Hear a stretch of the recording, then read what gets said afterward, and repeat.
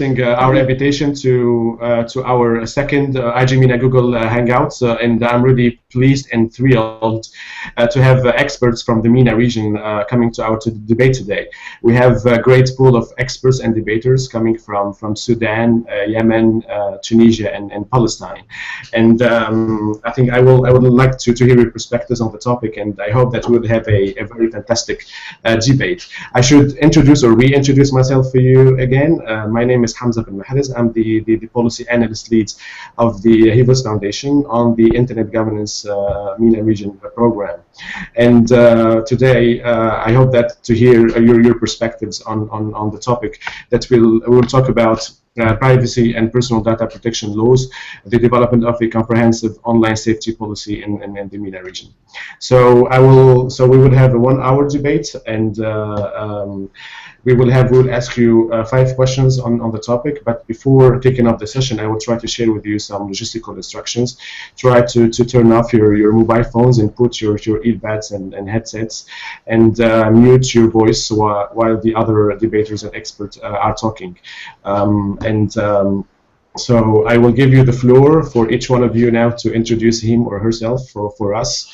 And should we begin by Hiba from Sudan? Okay. Hi everyone. This is Hiba Abbas from Sudan. I come from technical background, electrical engineer, interested in networking and internet, and I'm currently working as a regulatory affairs specialist. Handling the communication between my company and the TRA, the Telecommunication Regulatory Authority. Nice to join all of you, and hope to have a good debate. Yeah, we are all pleased to have you as well, Hiba. So should we go to Yusr from Tunisia? So hi, my name is Yusr Jouini. I am a software engineering student at the National Institute of Technology and Applied Science here in Tunis. I'm also a civil society activist and a blogger. I've been publishing a blog post about internet policies in Tunisia in general, and more precisely, yes, about privacy issues and freedom of expression. So nice meeting you, all of you. Yeah, nice to have you as well, Yusr. Now we will go to Palestine. We have Omar Esbaitan from Palestine.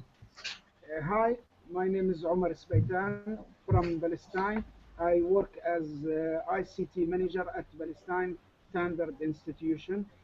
Currently, I'm starting a new startup.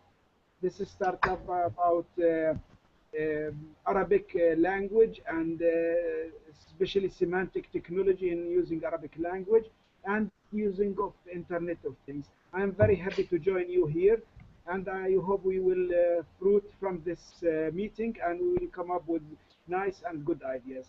Hi for it. Thank you very much, Omar, for the introduction. And I'm very pleased to have the expert in our Google Hangout today, Walid Al-Saqaf from Yemen. So can you introduce yourself for us, your academic and professional background as well? It's my pleasure to be here. And I'll start saying that I have, let's say, somewhat of a double life. I teach at the university media and journalism, which is an interesting thing when you compare the fact that I have come from a computer engineering background in academic terms. So I have somewhat of a foot in media and another in technology. But recently I've been appointed to the Board of Trustees of the Internet Society, and I'm interested in expanding access to the Internet in developing countries, particularly the Arab world, and also enhancing freedom of expression, as well as means of protecting the privacy of users. Well, thank you very much for all of your introductions, and we will try to kick off the session now. And as you have read in the concept note, our debate today will cover data protection and privacy in the MENA region, and the focus will be on ways to balance and policies that can help balance the benefits of privacy protection and cybersecurity laws against state surveillance in a region, in the Arab world region, which it is commonly believed that technology didn't bring high benefits, including greater efficiency and convenience with regards to gathering, storing, and using data. So people have low expectation with regard to data privacy and the protection of end users from arbitrary government interference. So I want to hear first the perspective of Omar Sbaitan from Palestine, and ask you the first question on perception question on how citizens and end users in your country perceive the issue of online privacy and data protection.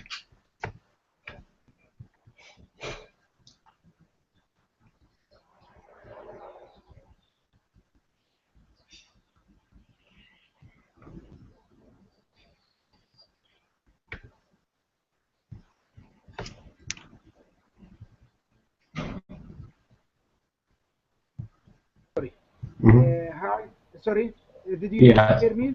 No, we didn't hear you actually, Omar. So sorry. Have you? Yeah. Okay, I will start. Thank you, Hamza. Well, in Palestine, this is not a big issue. Privacy and data protection is not our major concern. We have much more complex issues. Knowing that Israel is controlling all our gateways to the internet, our gateways to the communication, and they usually monitor and collect data about us. And they usually have surveillance over Palestinians, like cameras, registering our IDs during our travel, and so our private information and data security cannot be protected while we don't control anything,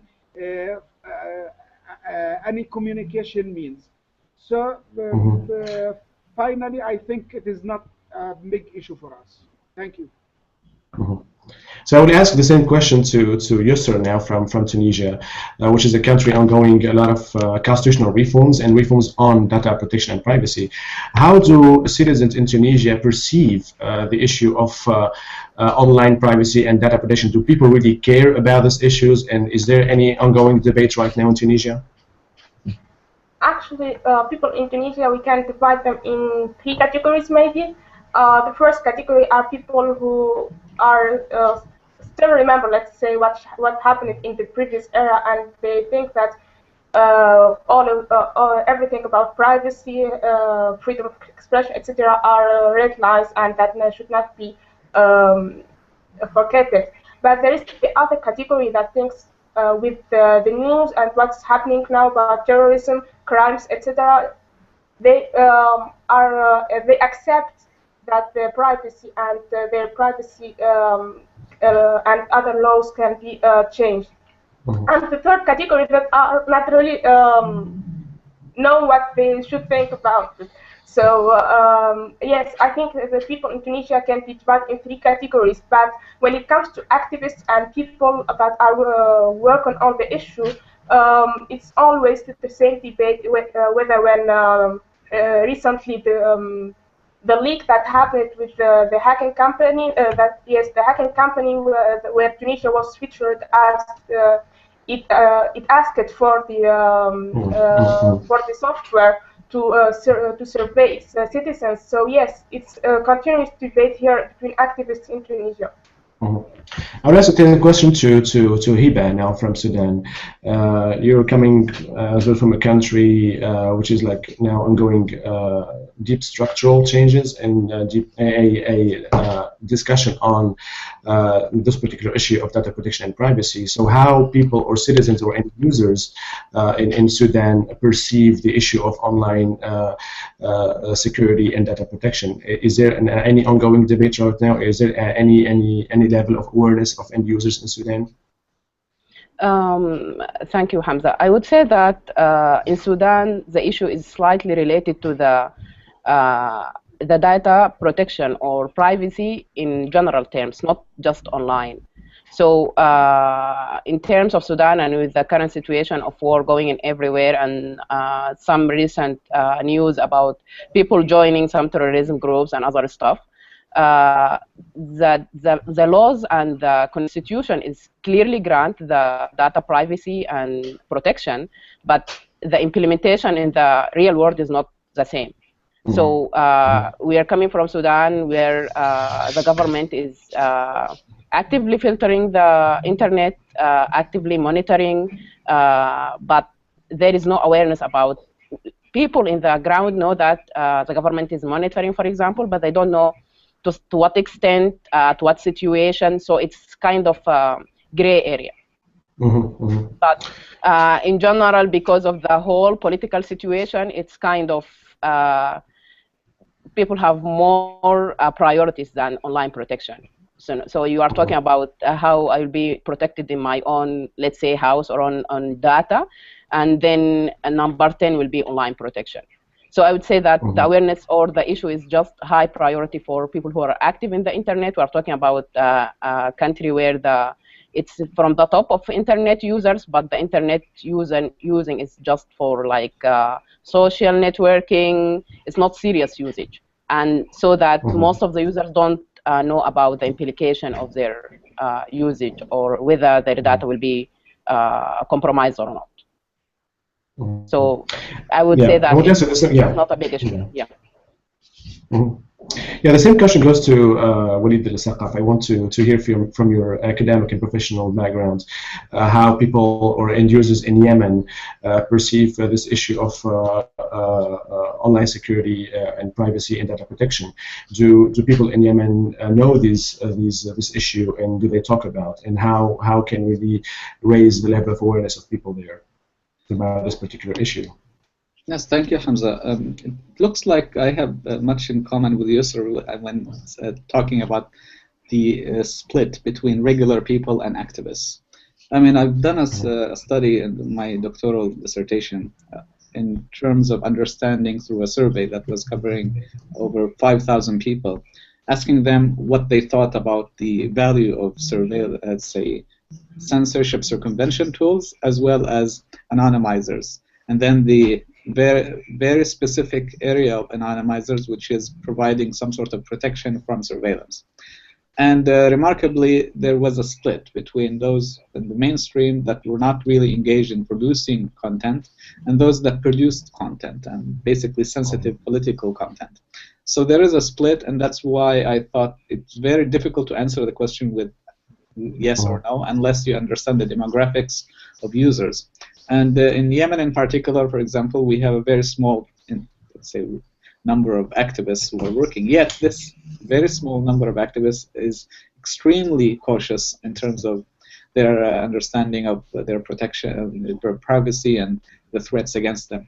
Similarly, the study that I covered actually did span a few other countries such as Syria, Tunisia, and Egypt. And the overall impression was that there has been, somewhat during the Arab Spring, a spike in the concern about surveillance. Before 2011, there was less concern about surveillance, but after, particularly in 2012, the interest in preserving their privacy went higher, and that's based on the survey results that I had. So there is data backing up the assumption that people in the Middle East are increasingly becoming aware of the need to protect their privacy.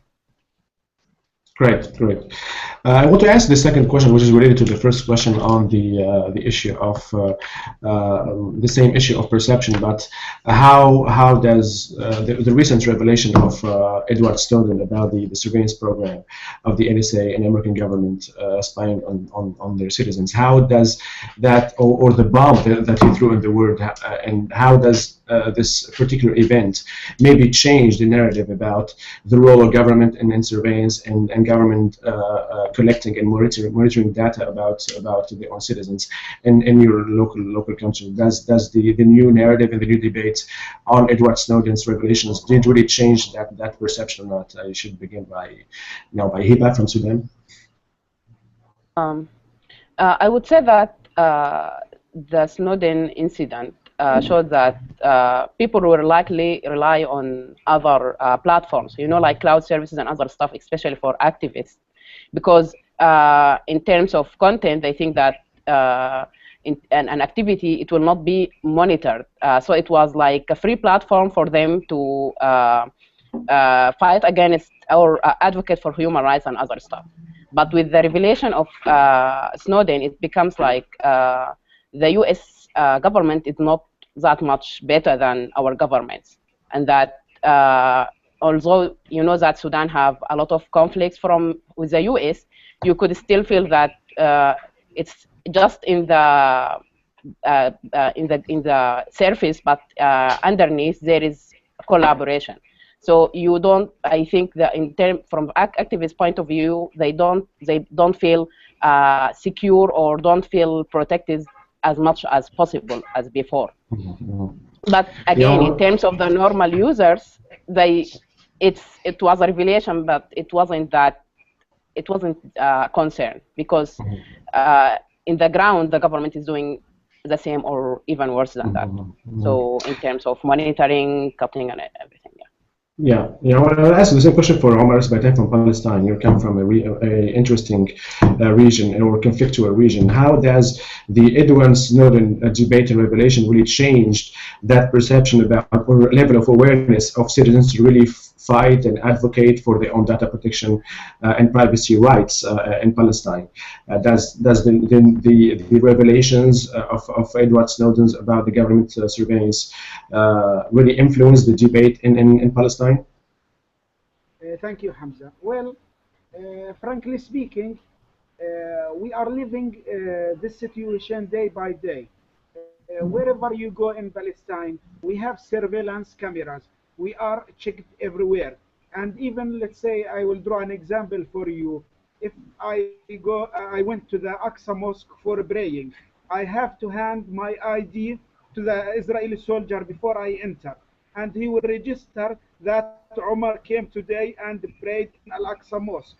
And when I go, while I am going out, he will hand me, and he will monitor how much hours I stayed there, and they will report back.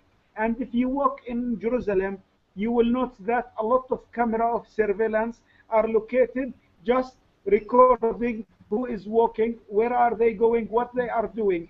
And at the checkpoints, which we have about 1,300 checkpoints inside Palestine, each checkpoint, they take your ID and they double check the information, locational information that you passed from here to there, and they transfer this private information and this surveillance to them. So it did not affect our society at all, because we are living this nightmare, and no one even we did not have any blogs about this, because because we live this life. So it was not unaffected. Thank you. Yes. Yeah. So the same question goes to Walid Saqaf. I mean, did the Edward Snowden debate really changed whether in Yemen or regionally or internationally, the debate on the role of governments and the impact of governments on the issue of data protection and privacy of end users in the Arab world, and because you have been really active and really trying to raise that level of awareness of end users protecting themselves online. Did that really change the perception and even the behavior of online end users while surfing on the internet? It's very difficult to give an answer. You know, it's the data is not with me to confirm this, but from personal interactions with people, I've come to see that they have been vindicated in thinking all along that someone is monitoring what they put online. And it was quite a disappointment to see that the United States, which is preaching democracy and freedom of expression and legal ways of pursuing data, being the first to break this very particular aspect of democracy, and which is the right for people to have their privacy. And another problem that emerges is that many of the Arab world, in Yemen and many across the world, use those cloud services, including Gmail. I personally use Gmail as well, and various other services because they are convenient. And the word convenient, I underline it because it looks like if you want to have security, convenience needs to be thrown out of the window in some way. You can't have both a secure system that's totally protected and yet be extremely easy to use and operate. That's the problem with many, because not many activists are, let's say, technically savvy enough to build their own servers, for example, to encrypt their traffic totally from end to end, and to have a network of people who also encrypt traffic. The thing is that although it may have not changed the way that people use the services, it brought up some sort of conviction that all the assumptions that we had in the past, for example, of our data not being protected, is now proven. And then another layer is added now, is that if you are going to use these services, you better know for sure now that it's not safe. And so that's the reality that we're living in. So for you, sir, I mean, what do you think of the ongoing environment in Tunisia, which is a country that was a leader in launching that process of democratization and path for democracy, to build a strong civil society, accountable institutions, and a constitution that can really guarantee the right of online privacy, data protection and privacy in Tunisia? And how does that Arab Spring event or Edward Snowden narrative, did it change that level of awareness of end users in Tunisia? Because we have the ATI in Tunisia as institutions really that was really surveying people and implementing some advanced techniques in its business model to survey people in Tunisia. So in Tunisia, I can say that it's not static; it's dynamic. Once the debate is on and everyone is talking about the issue, and the other day you can, even when there is something going on, no one will talk about it. So about the Snowden revelation, I think that rather than only the debate that happened globally, also locally, people start asking. What instance are talking about, are monitoring the surveillance in Tunis, who's doing what, and that's a big issue in Tunisia because we have sometimes contradictions in laws, etc. So people are talking about that, and that's a good thing in establishing new laws and also in establishing a whole new system, the democracy wall. So yes, in Tunisia, it's good to have debates with what Snowden revealed, but also there is the WikiLeaks when it revealed that some emails from the Tunisian, the American embassy in Tunisia talking about surveillance in Tunisia in Ben Ali area. So yes, people are talking about it.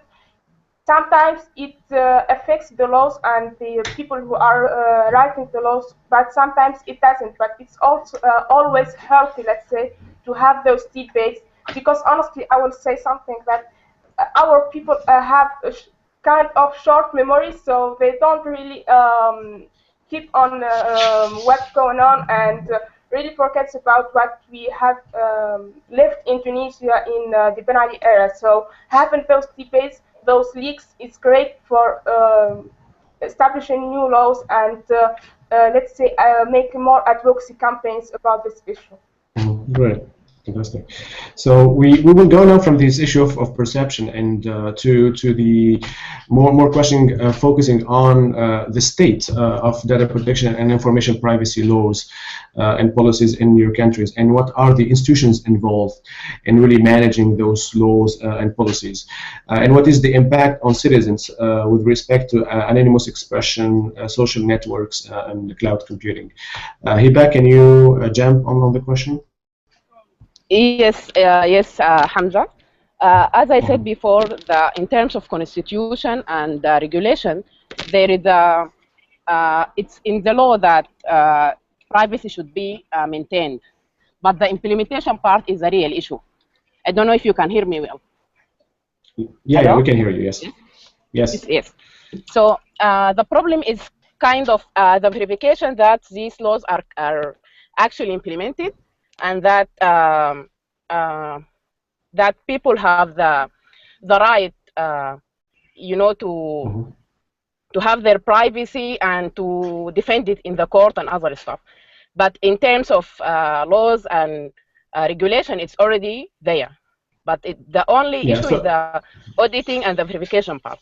in Sudan. And what are the institutions in Sudan? Okay. Yeah. So can you tell us more about the institutions involved and the institutions and their policies Yes. what do they do exactly in Sudan in terms of monitoring, in terms of really trying to collect personal data Okay.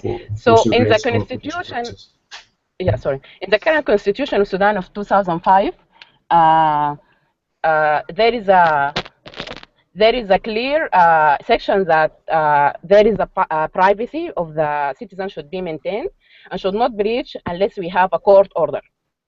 And then this goes for even the calls, anything that related to the citizen, and they have the right to remain their data to remain private and not to be compromised in any way.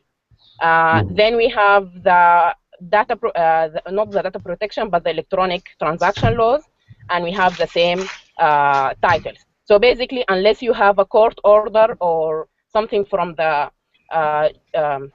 judge or something like that, you are not allowed to breach any citizen privacy or data. But at the same time, the authority or the government, the security agencies are doing lawful interception, and there is no transparency on how they do it or to what extent.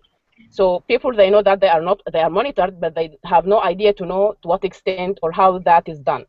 So basically, what is lacking is that how is the government implementing such measures to counter against terrorism or people who are doing any criminal offenses. So we know that you should not monitor unless you have a court or a court order. But how is that implemented in reality? We don't know that. Excellent perspective. So yes. So I think the lack of transparency is what is missing here, and the lack of verification that what is being said is actually what is being done. Excellent, Hiba. Thank you for your perspective. I would answer the same question for Omar Esbaitan from Palestine. And what is the state of law, privacy, and policy information in your country, and how does those policies and institutions impact citizens with respect to anonymous expression, social networks, and cloud computing? Can you tell us more about the institutions in Palestine, then how does their work impact privacy and data protection for end users in Palestine? Thank you, Hamza. Well, I have 3 points here. The first point that we are about 4.5 million people. 1.4 million are using the internet and the social media. And most of them are from the age 18 to 25 years old, which is about 58% from the overall people who is using the internet in Palestine. This because they are very immature and they are very young.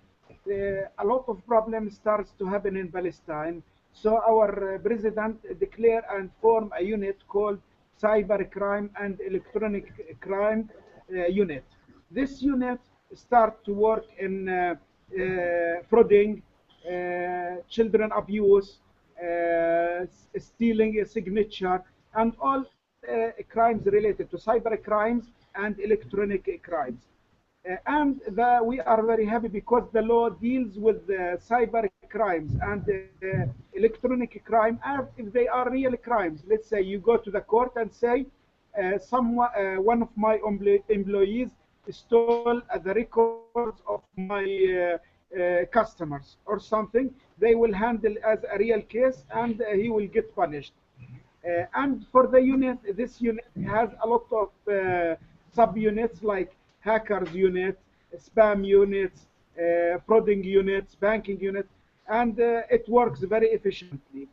Yesterday, a friend of mine sent me a new law in Palestine that will be issued soon. This is e-transaction law. This e-transaction law, as Hiba said, will handle the e-signature, and by this law, we will use the e-signature as real signature in Palestine. Later on, I will send you a copy from this draft law. Thank you. Thank you very much. I mean, So the same question goes to Walid Saqaf from Yemen. Can you tell us more about the institutions involved and their policies in the data protection and privacy issues in Yemen, and how does that really influence the online behavior of end users concerning issue related to the issue that have been mentioned before about online freedoms, anonymous expressions, social networks. How does those policies influence the online behavior of end users in Yemen, and what are the policies that you can think of that can really protect those end users? It looks like in Yemen the phase of the internet has taken the whole system by storm. I mean, there is really no way in which they can handle the internet, and that had appeared in many instances. For example, they weren't able to understand how an email is sent. If you go to a judiciary and ask about, let's say, there has been a threat by email, and then they'll say, okay, what is this email? And then you can need half an hour to explain. I mean, the reality is that it's extremely difficult to apply internet or cyber crime-related issues in the system or context today. And that also may explain why we have never been issued any cyber laws, unlike Saudi Arabia, Emirates. So we are far behind in that sense. On the other hand, I look at it in somewhat of a positive respect. If I compare what the Gulf countries have done with these cyber laws, it's prosecuting bloggers or trying to oppose or dismantle dissent on the web. You can actually see what the intention is out of these laws. So on the one hand, it's useful to have laws that explain exactly how for example, combat cybercrime, try to limit hacking attempts, bring hackers or, let's say, virus producers to justice. But on the other hand, you also fear the long-term consequence of putting a law in the hands of a regime that already is known for prosecuting people. So it's a double-edged sword. But Yemen right now, as we see it, uses the regular penal code. I mean, they have many laws that prohibit, for example, defaming a person or attacking the head of state. And so they use those regular conventional laws to prosecute bloggers, and sometimes the evidence is circumstantial, abstract, not even delved deep enough, and you can get someone to be framed, and then you say, okay, someone has put a name under so and so and so and claimed to be that person, while in reality it's not him, yet he is the one who is charged eventually. So they are applying things that do not apply on the internet. And finally, I'd like to raise a very important thing, is that this is not really a challenge only for the Arab world. It's a global crisis. I mean, there has been a lot of discussion at the Global Cyber Conference, the latest that I attended at The Hague, through which they actually explicitly said we have something, a problem in our hands and we can't deal with it, which is how do governments from different countries sync their laws so that they can track a hacker that may use 5 or 6 countries throughout, maybe sometimes even more, to have a transaction, or like virus producers who send their viruses across the globe. And so there needs to be a much more, say, rigid and comprehensive way to deal with the cybercrime. Yeah, so we'll touch upon the challenges ahead facing those related issues on privacy and data protection, and the role of governments and telecommunication companies and civil society in this particular issue. I mean, the same question goes to Yusr in Tunisia. And can you tell us more about the state of data protection and privacy and information privacy laws in Tunisia, the country is seen as a role model maybe in the region in terms of constitutional reforms ongoing right now and the path toward democracy. So we have a vibrant civil society talking on those issues. And how does that really impact citizens' behavior online with respect to the issues of anonymous expression, social networks, and cloud computing? So yes, in Tunisia, actually, since we are in transition, so even the laws are, we have old laws, new laws, etc. So if we look to the constitution in Tunisia, we have the number 24. Let's say it says that the country should protect the privacy, keep the all personal data private, etc. And And that's in the new constitution that was released in 2014. However, we have to know that Indonesia will still work with old laws from the time when Burkiba was president or when Ben Ali was president. So it's very challenging in Tunisia to understand who's doing what and which law to apply and what to do. Even for activists and people who try to keep on with the news, etc., it's very challenging. So yes, it's a challenge for the civil society, for example, to do a map on which laws is going to be used in a certain issue, which institution they should talk to, and that's a whole new problem. For example, when I want to know more about the privacy in Tunisia according to the instance of protection of privacy, we have a whole instance that should be working on this problem. And when they publish, for example, the laws that are that have something to do with the privacy, they only mention the constitution and the first, let's say, law that was released in 2004. However, when it comes to online privacy, we have other laws. For example, the law that established the A2T institution, which is a telecommunication institution that is supposed to apply what the court says about a certain problem and survey some people.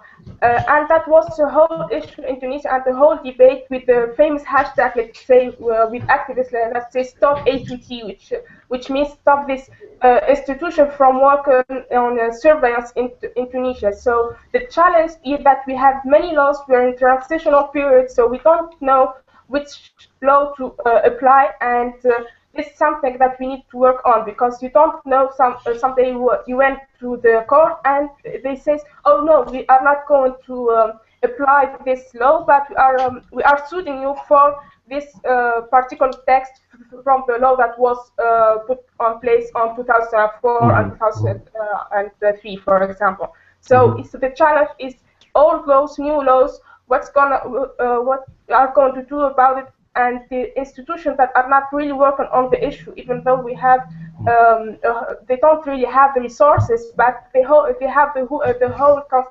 constitution to work on, and to also to get new laws and new project laws, because the problem in Tunisia for now is that from the day the let's say the delegates start working after the election in 2014, all the laws that were accepted are the laws that were suggested by the government, not by the delegates. So they have to be more active, and they need to propose new laws, not only rely on the government to give them the laws, or they don't do anything. Great. Yeah, so I should return to the point of Walid Saqaf on the challenges related to privacy in your country.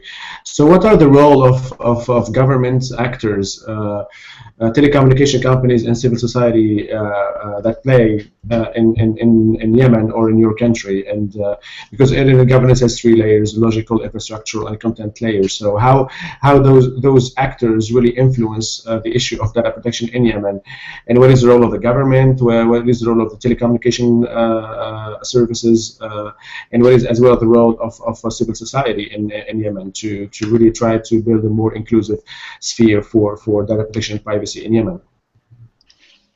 Well, the privacy aspect in Yemen has been growing over the years, particularly during times of crisis. Right now, for example, we have a war, as you can imagine, and much of the casualties, unfortunately, are journalists and bloggers. And the problem here is that regular things that we used to do in the past, which is bring in people and provide training and expand or raise their awareness about issues, has not been possible. And that's why you count the number of those who have been imprisoned is much higher now compared to the past. But if I assume that there is really no war, which I hope it was the case, the scenario would be that there is somewhat of a consensus among the activist community that it always starts with the individual. I mean, no matter what you do to the technology, even the most robust and secure technology is useless in the hands of a reckless user. And so it ends up being that if we empower regular civil society as groups through training, by raising their awareness, by a number of illustrations of cases in the past where a very vulnerable password or a leaked email had caused tremendous harm to the individual's security and privacy, then that would serve as a lesson for the future generations of civil society activists. On the other hand, of course, we should not also turn a blind eye to the state. The state has a huge obligation in terms of preserving the rights of citizens. And as representatives of the public, I mean, governments are to put the priority of people's rights to privacy as a priority. And so the parliament, members of the parliament would meet with regular civil society, and that's what we urge, that you take the legislative branch on the one hand, as well as the awareness branch, and move them together. The third one, which is the technology itself, deploying proper tools, finding and pinpointing bugs that have often caused tremendous problems to activists is also important, and that's something to deal with global conglomerates, media, I'd say social media, platforms, cloud services. So it's all of these things together. It's a comprehensive solution. It's more of a map, a roadmap towards improving the aspect to the civil society. So it's a multi-stakeholders approach. All the actors in Yemen should come to the table and really try to talk about and reform those policies. I'm interested to hear Omar's veteran from Palestine and the work of the different layers of the internet policies in your country. What is the challenge facing the government, and what is the challenge facing the telecommunication routes and deployment of the technical aspect of the internet, and how civil society can really maybe check and balance and influence the policy process on data protection and privacy in Palestine? Thank you, Hamza. Well, from my point of view, I think that the development and the new technologies are developed and change very rapidly and in a very fast way. And number of internet users are growing very fast. This will become a challenge for privacy and data security. These users are spreading more information. New technologies allow governments to collect more data about people. New tools like mobile phones can locate GPS locations. Cars are now connected. These new technologies is the major challenge for privacy. Even willingly or unwillingly, we are not protected at all from revealing our information. If we are willing to release information or not, the information are released by this new advanced devices. For the government and service providers and telecommunication companies, I think they have a challenge of putting more security into their networks, support new technologies, and enforce the filtering and removing spam, antiviruses in their networks to protect their customers. For example, in my country, one of the internet service provider provides antivirus with each internet connectivity. That when you connect your PC, he will provide you with a free internet with a free antivirus. This will protect you. It's a good practice. I wish that in a larger scale, that in the core machines on telecommunication companies and internet service providers, they will provide more technology to secure and protect our privacy. Thank you. So here the challenge is for multinational corporations or telecommunication company to really try to provide more security in terms of deploying the internet for end users, right? So they have the big play on that, right? Yeah, yes, and follow up the technology. They should cope with the technology, that we don't have machines that can bypass their firewalls and their security level. As you know, smart machines are spreading very fast, and Internet of Things is coming anyway. Thank you. Yes. Yeah. Same question for Hiba Abbas from Sudan. I'm interested to hear your perspective about this dense network and layers of internet governance in your own country, and what is the challenge for those actors, civil society, governments, and telecommunication agencies, and really try to devise laws, try to implement those laws, and for civil society to check and balance the long-term perspective of this implementation of the laws, whether now in Sudan or whether in the future. In terms of Sudan, Hamza, from my personal perspective, the issue is the issue, as I said before, is the issue of transparency, and it's a little bit complicated. So if we take a look at all the actors in the internet, the big players abide by the law, abide by the government instruction, because, and at the end of the day, they are business, and they try to be in thin line between protecting or abiding by the law so that they can protect their end users' perspective, and at the same time go with the government regulation. So in terms of protection, they're providing law interception according to the regulation, the current regulation, other stuff. But we have another aspect that makes the life in Sudan a little bit difficult. You know, with the sanction from the US and other stuff, for the civil society and the activists, which are the big part who are usually hit by the terms of data privacy and other stuff, because they become vulnerable to the government and to the authority.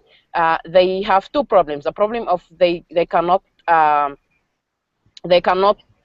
exactly ensure that they will be covered by the law, and at the same time they cannot have the tools that will enable them to be anonymous, because access for tools is actually outside Sudan, or usually in European and US environments or platforms, which are not allowed for Sudan.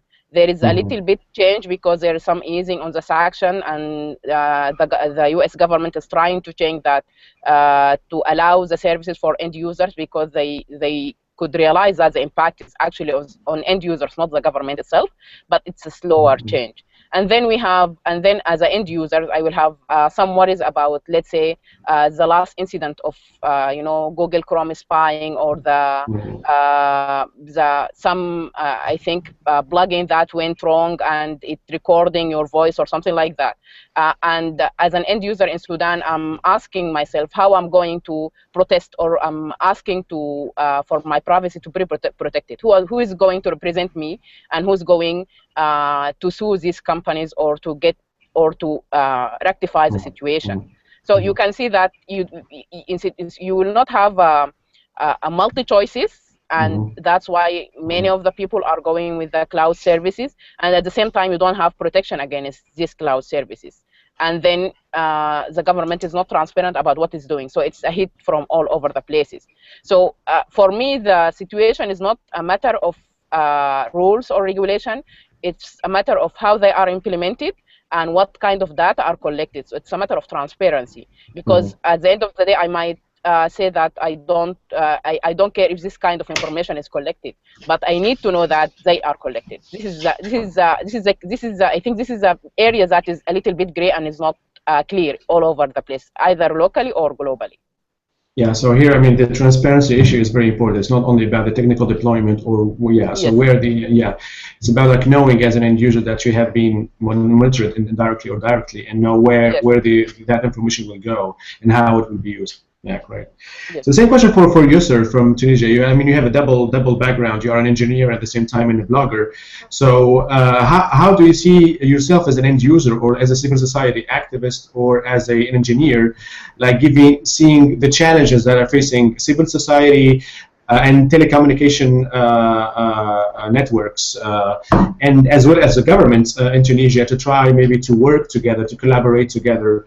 And is there any challenge for collaboration to really put that operation or that process of multi-stakeholderism of internet governance in Tunisia and let it unfold? So what are the challenges of those different layers that we have been talking about? Yeah, so when it comes to, for example, the private sector and the government, everything is regulated by the law, However, this law is also have many points to discuss on. For example, the last law that supposed to regulate the privacy issues between the ISPs and the government. Lot of I don't have a law background, but a lot of people working in the field may have some points to highlight.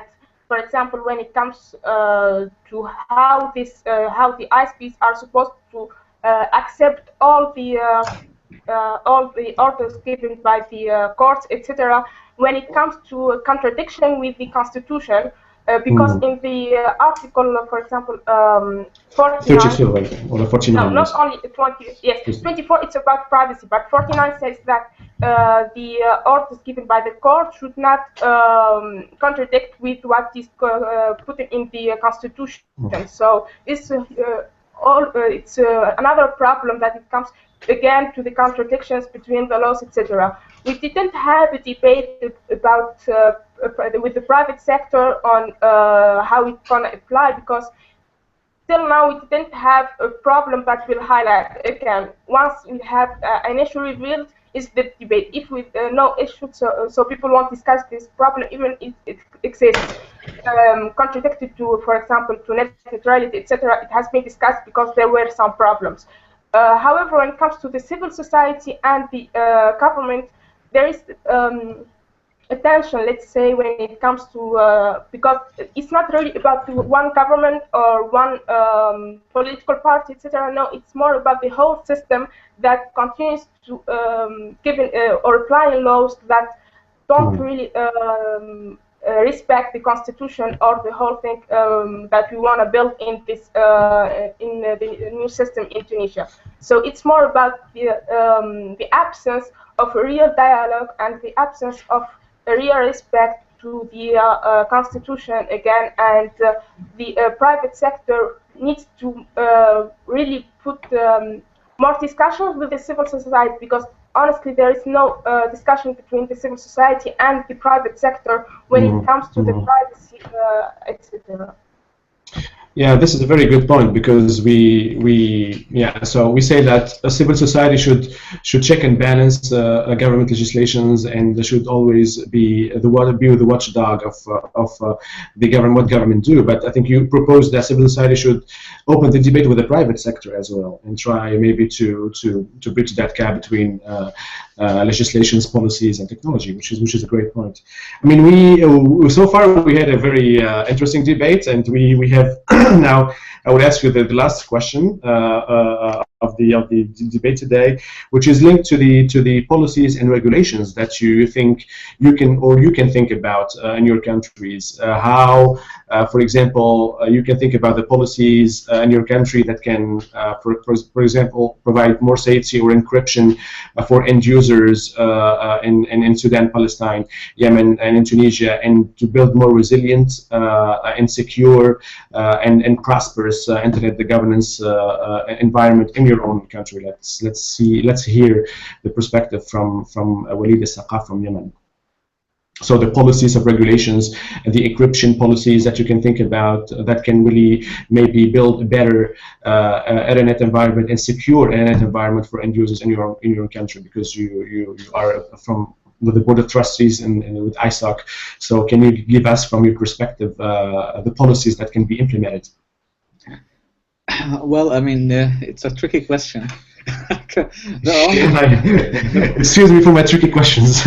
because no single government can do it. I mean, I think the internet is not built for national boundaries. It's built on let's say, a revolutionary method of communication that transcends national boundaries. So having national jurisdiction-related laws may not be compatible with the internet. But on the other hand, I'd say there is something called internet governance. I'm sure you are well aware of the increasing role of internet governance. And I think that's the best thing we can think of in terms of helping out resolve many of the internet-related issues.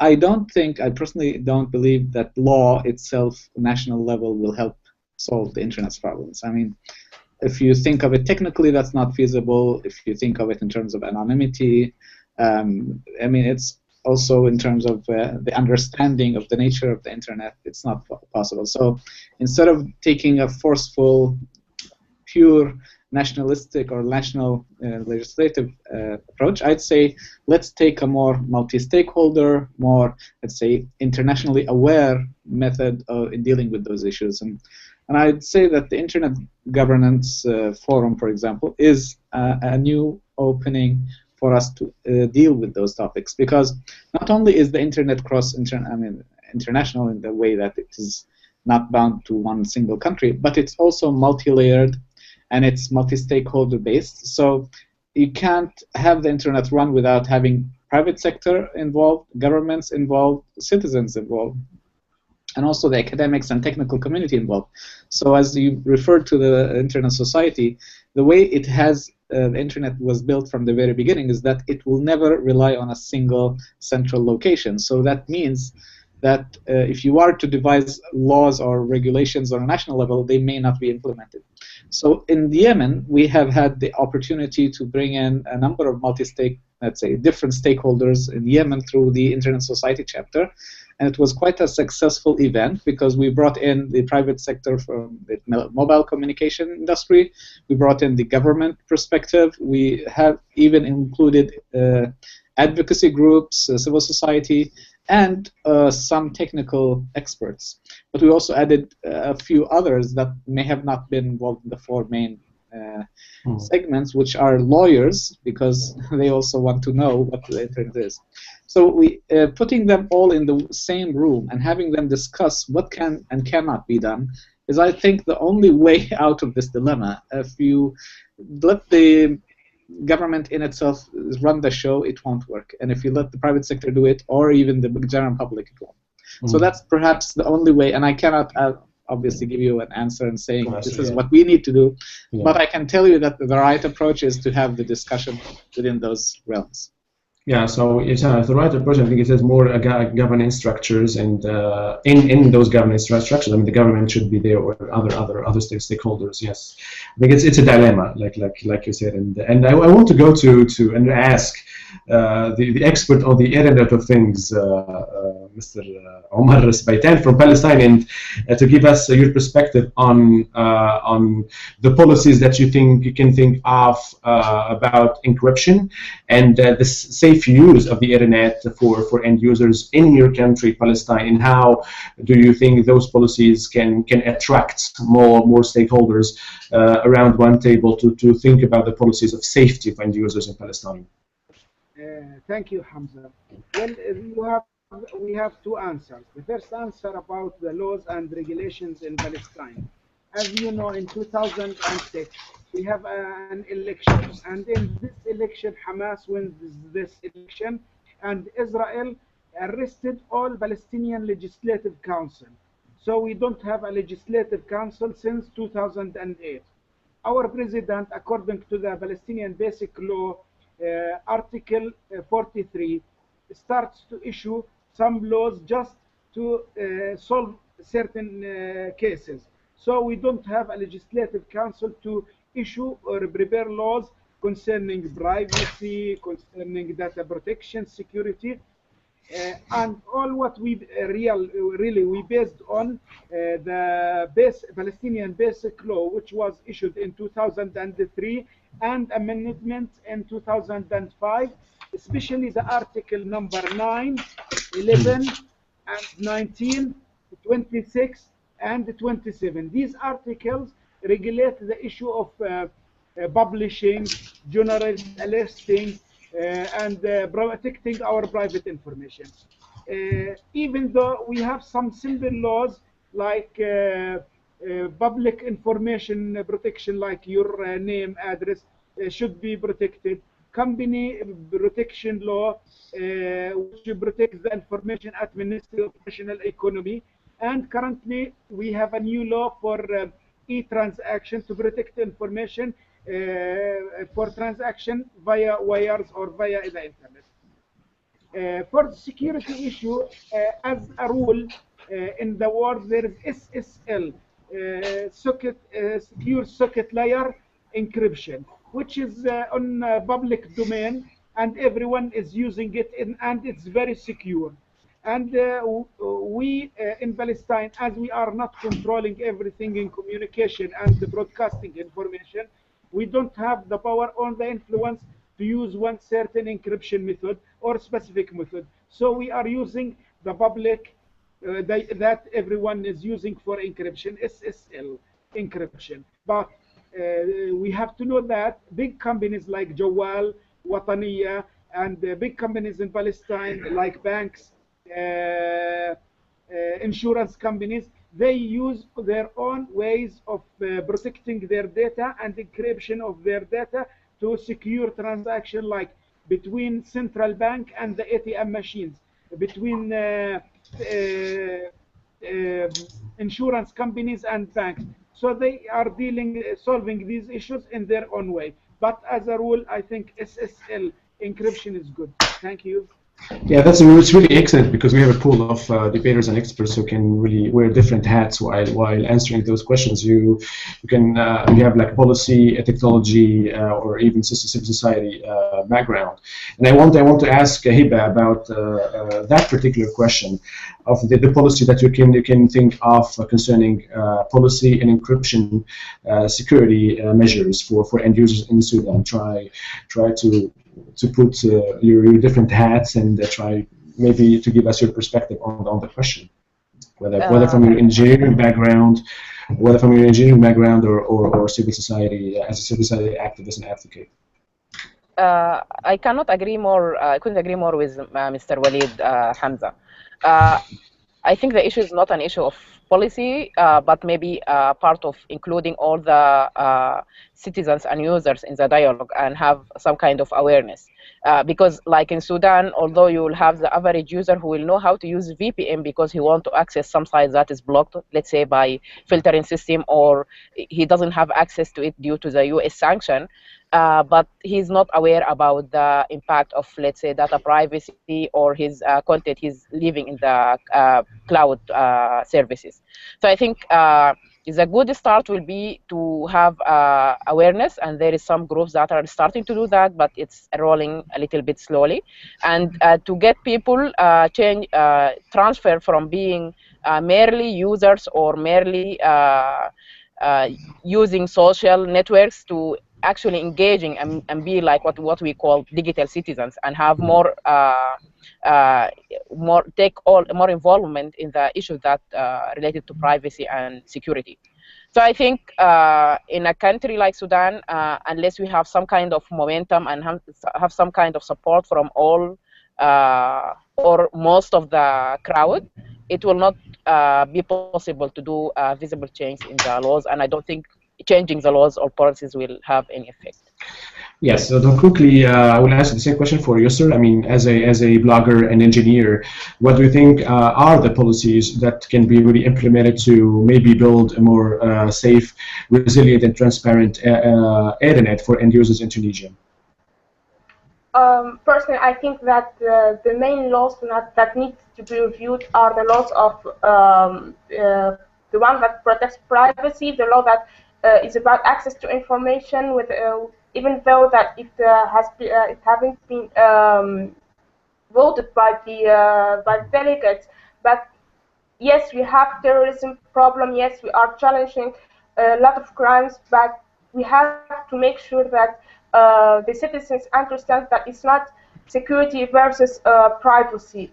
It's no longer this. It's no longer the question, because we have been living for more than 40 years with this problem, security versus privacy, and we know that that was not always true, because sometimes with all the restrictions, etc., we couldn't have the security the way we wanted. So that's a great part that all the stakeholders need to work on. And one more thing, we need to push more about to go for transparency as a best practice, even though the laws that don't make an obligation for the government, for example, or for the institutions to publish their reports or publish their like a BP on their all their work, but it's a best practice, and we need to establish more transparency for those institutions. Yes, so we unfortunately we have like 1 hour debate, and we are running out of time, but I think should thank you for all of you to have joined us here in the debate. I mean, it was exceptional, very fruitful, and very energetic, I should say. Thanks for Hiba Abbas and Omar Spaitan and Mr. Walid Saqaf for your thoughtful expertise on the issue, and Yusuf Jwini as well, who came from Tunisia. And I mean, the challenge now is to keep the discussion ongoing right now in your own countries, and meet in national, regional, international forums to try to think together to how to build a resilient, transparent, and safe internet governance on the issue of data protection and privacy for Arab end users in the MENA region. Thank you very much for coming today and for sharing your thoughts. Do you have any final thoughts or recommendations or suggestions before finishing? Maybe I thought of thanking you, Hamza. I mean, you have taken this initiative from the very beginning, and you have leadership traits. I expect that you'll have a very strong and useful role to play in Tunisia and maybe in the whole MENA region.